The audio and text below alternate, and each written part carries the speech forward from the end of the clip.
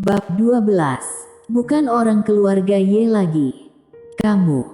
Tetua utama dengan marah menunjuk Mileye, wajahnya pucat pasi.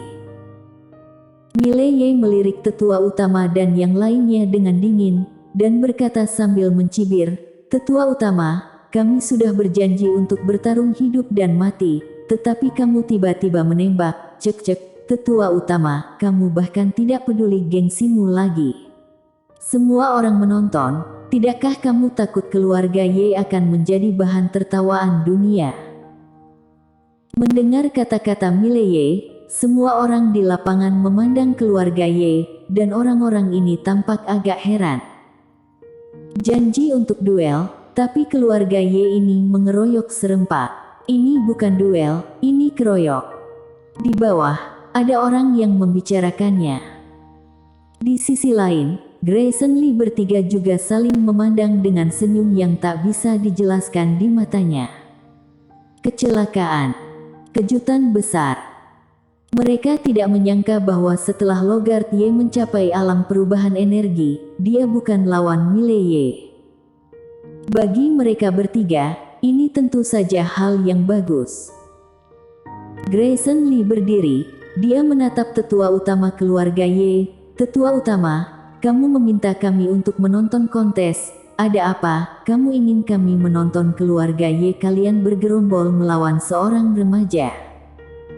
Di samping, Lin Chonzang mencibir, "Ini adalah kontes hidup dan mati keluarga Y yang legendaris. Begitu naik ke panggung hidup dan mati langsung main keroyok. Aku benar-benar ingin tertawa sampai mati, haha." Penguasa kota Nandijiang melirik tetua utama dan berkata dengan lembut, "Tetua utama, semua orang menonton." Wajah tetua utama sangat jelek.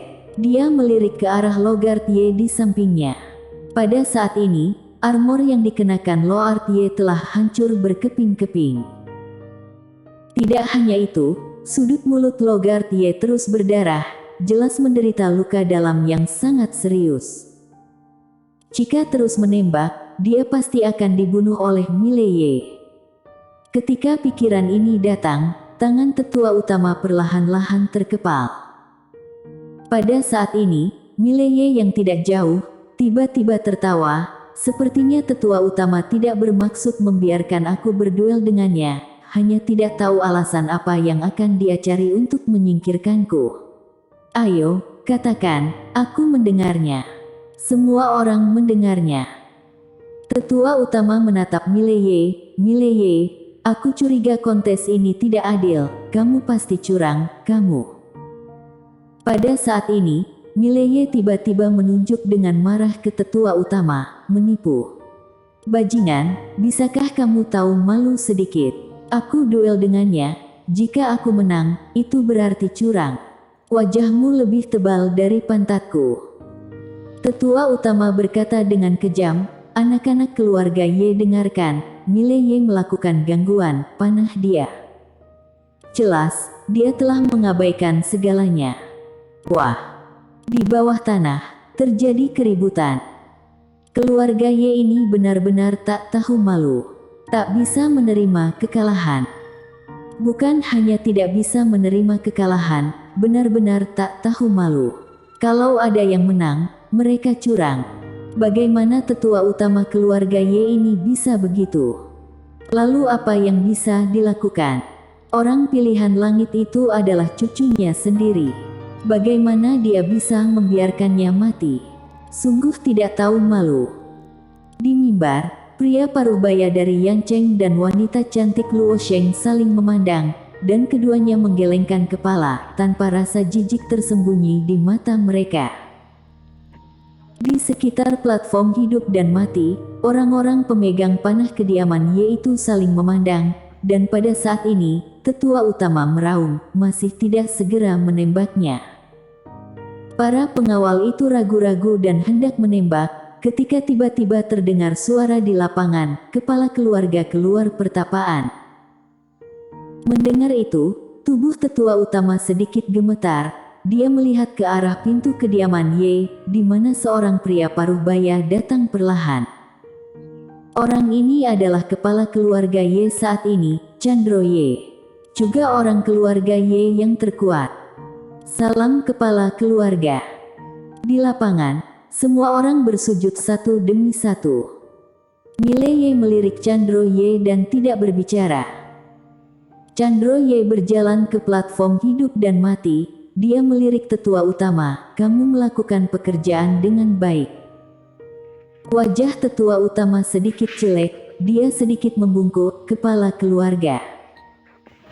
Chandro Ye mengabaikan tetua utama, tapi berbalik dan menangkupkan tangan pada sekelilingnya, maaf, membuat semua orang tertawa. Sambil mengatakan itu, dia melirik tetua utama, mulai sekarang, hapus status tetua utama, diturunkan menjadi tetua biasa, dan tidak akan berkuasa seumur hidup. Mendengar itu, wajah tetua utama berubah sedikit, dan hendak berbicara, tapi Chandro Ye menatap Mile Ye, kita akhiri di sini, oke. Mile Ye menggelengkan kepalanya, dia menunjuk ke Logard Ye tidak jauh, kontes hidup dan matiku dengannya belum berakhir. Mendengar itu, Chandro Ye sedikit mengernyit.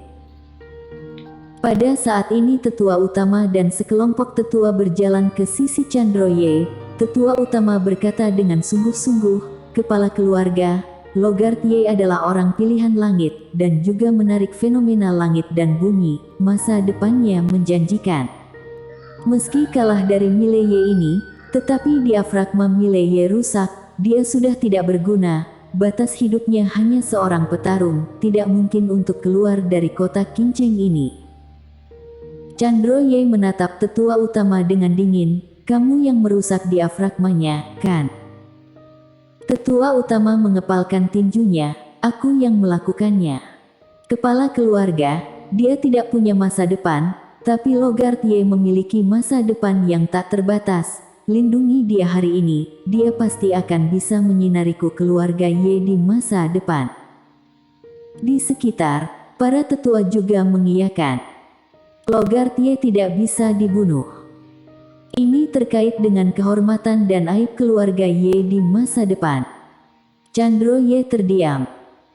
Setiap keluarga membutuhkan seorang jenius, diafragma Mile Ye telah hancur, dan tidak mungkin lagi memikul beban keluarga Ye di masa depan. Namun, Logard Ye ini adalah orang pilihan langit, dan telah menarik fenomena langit dan bumi. Keluarga Ye membutuhkan orang seperti itu.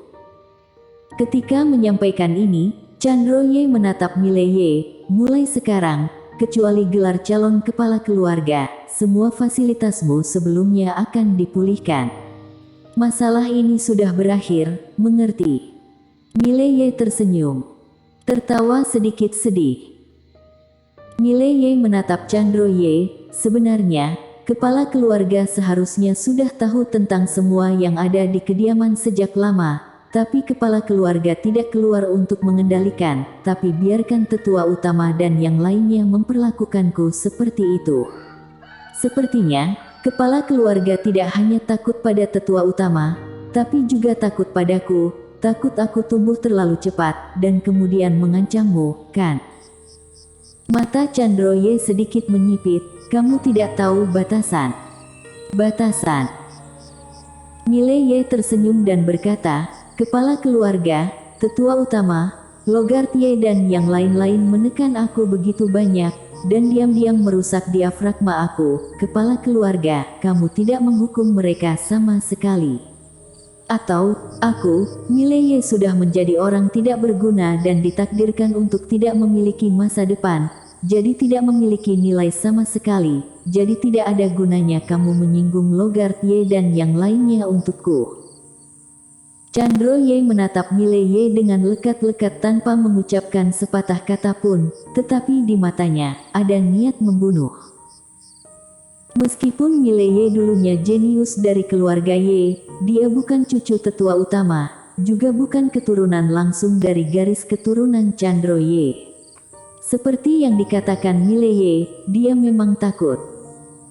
Dan kali ini, dia bertapa dan tidak keluar. Dan seperti yang dikatakan Mile Ye, dia benar-benar membiarkan Mile Ye dan tetua utama bertarung sampai mati, dan dia bisa melemahkan kedua belah pihak setelah dia keluar. Keseimbangan. Sebagai kepala keluarga, dia tidak merasa telah melakukan kesalahan, tetapi pada saat ini, Mile Ye membongkarnya, yang berarti bahwa tidak ada jalan untuk kembali ke semua orang. Di sekeliling, ada keheningan, tetapi semua orang melihat ke arah Mile Ye. Pada saat ini, bahkan Grayson Lee dan yang lainnya merasa Mile Ye sungguh kasihan. Meskipun keluarga itu realistis, memperlakukan pahlawan keluarga seperti ini benar-benar mengerikan dan hina. Pada saat ini, Mile Ye tersenyum, dan senyumnya sangat sedih.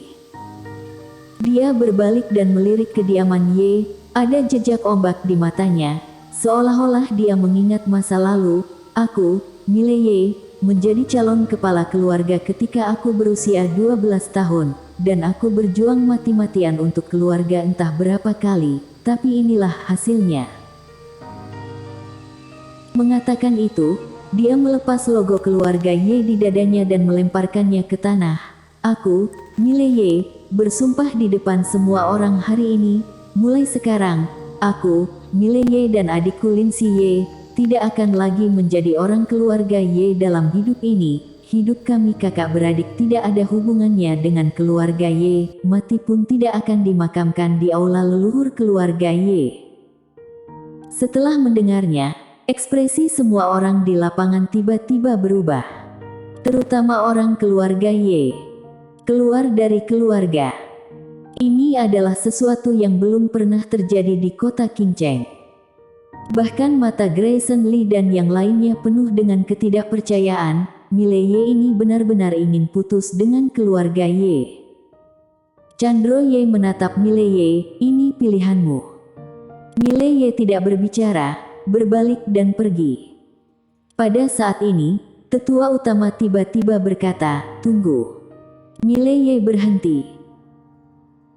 Tetua utama melirik Mile Ye dengan dingin, lalu menatap Chandro Ye, kepala keluarga. Meskipun pria ini telah rusak diafragmanya dan tidak memiliki masa depan untuk dibicarakan, tetapi pada saat ini kekuatan tempurnya tidak buruk, dan sekarang, dia pasti akan menyimpan dendam pada keluarga Ye. Jika tidak membunuhnya sekarang, dia pasti akan menjadi musuh keluarga Ye di masa depan.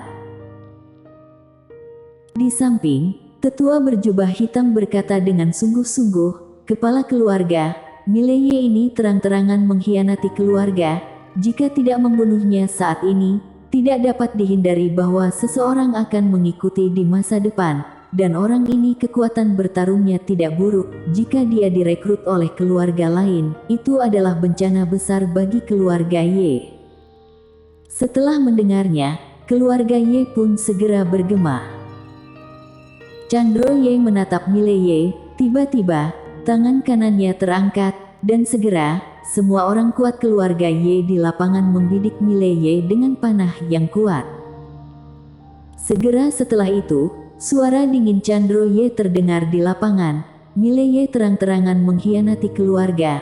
Menurut aturan keluarga, dia harus segera dieksekusi. Tepat ketika penjaga panah yang kuat itu akan bergerak, pada saat ini, sebuah suara tiba-tiba terdengar di lapangan, tunggu. Semua orang mendengar suara itu dan melihat bahwa tidak jauh, seorang wanita dengan tombak datang perlahan. Melihat wanita ini, ekspresi tetua utama dan yang lainnya tiba-tiba berubah. Tidak hanya tetua utama, tetapi juga wajah Nandi Jiang dan yang lainnya berubah, terutama Nandi Jiang, yang buru-buru berlari di depan wanita itu dan memberi hormat yang dalam. Saya penguasa kota Qingcheng, salam untuk Sarjana Nasional. Sarjana Nasional. Orang itu adalah Ladia An, Sarjana Nasional Kerajaan Jiang. Dan Sarjana Nasional di Kerajaan Jiang adalah pejabat tingkat tinggi, bahkan raja tidak memiliki hak untuk menahan mereka. Adapun di bawah raja, setiap pejabat kerajaan Jiang yang melihatnya harus memberi hormat. Pada saat ini, pria parubaya dari Yancheng dan wanita cantik dari kota Naluo juga buru-buru berjalan di depan Ladiaan. Keduanya membungkuk sedikit, dan pria parubaya berkata, "Saya Sendo Mo, atas nama keluarga Mo di Yancheng, salam sarjana nasional." Wanita cantik itu juga berkata, "Saya dari keluarga Yu, atas nama keluarga Yu di Luosheng, salam untuk sarjana nasional." Mereka tidak memenuhi syarat untuk berbicara satu sama lain secara pribadi, hanya dengan menggunakan keluarga mereka, mungkin dapat berbicara dengan pihak lain. Ladiaan sedikit mengangguk, "Aku punya sesuatu untuk ditangani." Ketiga orang itu segera minggir. Di mata semua orang, jari-jari kaki Ladiaan mengetuk ringan, dan seluruh orang melayang seperti sinar angin, dan kemudian jatuh di panggung hidup dan mati dengan anggun. Alam kehampaan. Semua orang menarik napas dalam-dalam. Alam kehampaan termuda kerajaan Jiang. Ladiaan berjalan perlahan ke Mileye, "Telah tiba untuk janji pertarunganmu dan aku." Di sekeliling, semua orang tercengang, terutama tetua utama dan yang lainnya, yang tampaknya telah kehilangan jiwa mereka. Dia akan menantang Mileye. Di lapangan, seseorang kembali sadar dan berseru, "Ya Tuhan, dia benar-benar akan menantang Mileye. Ini, bagaimana mungkin?" Tidak jauh dari situ, tetua utama bergumam seperti jiwa yang tersesat, bagaimana dia bisa menantang Mileye yang diafragmanya telah rusak? Ini tidak mungkin." Chandroye mengepalkan tinjunya dan menatap Mileye tidak jauh. Di mata semua orang, Mileye memandang Ladiaan, "Oke." Ketika suara itu jatuh, dia membuka telapak tangannya, dan dalam sekejap, sebuah pedang muncul di telapak tangannya. Pedang spiritual. Pada saat ini, semua orang di lapangan ketakutan. Dia adalah seorang kultivator pedang. Di lapangan, sebuah suara tiba-tiba terdengar. Saat suara ini terdengar, lingkungan tiba-tiba menjadi sunyi, dan jarumnya hampir terdengar. Bersambung.